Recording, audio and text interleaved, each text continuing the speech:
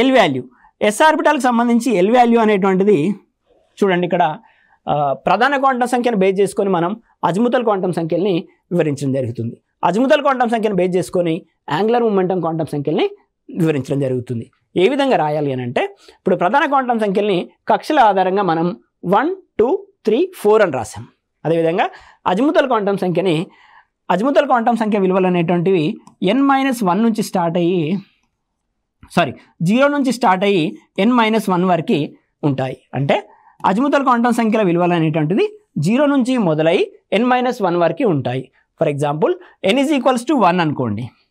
n = 1 అయినప్పుడు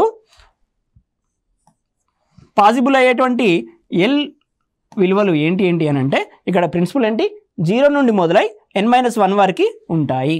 0, n-1. n = 1. n-1 అంటే 0నే కదా. సో పాసిబుల్ అయ్యేటువంటి ఎల్ వాల్యూ ఒకటే, దట్ ఈస్ l = 0. అదేవిధంగా ఎప్పుడైతే n వాల్యూ అనేటువంటిది 2 అయిందో L values are starting from 0 and extending up to the n-1. అంటే 0 నుండి మొదలై n-1 వరకు ఉంటాయి. l = 0, 1. 0, 1. ఇప్పుడు ఎల్ వాల్యూ అనేటువంటిది 0 అయినప్పుడు అది ఎస్ ఆర్బిటాల్ని సూచిస్తుంది. అదేవిధంగా ఎల్ వాల్యూ అనేటువంటిది 1 అయినప్పుడు అది పి ఆర్బిటాల్ని సూచిస్తుంది.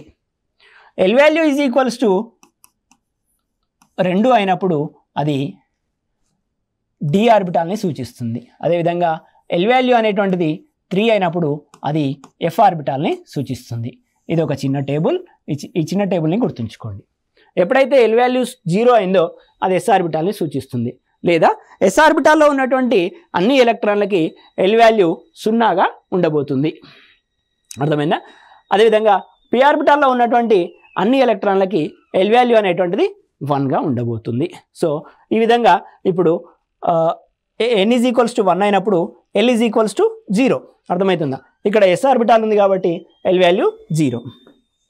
అదేవిధంగా ఈ ఎలక్ట్రానిక్ కూడా ఎల్ వాల్యూ అనేటువంటిది 0గా ఉండబోతుంది.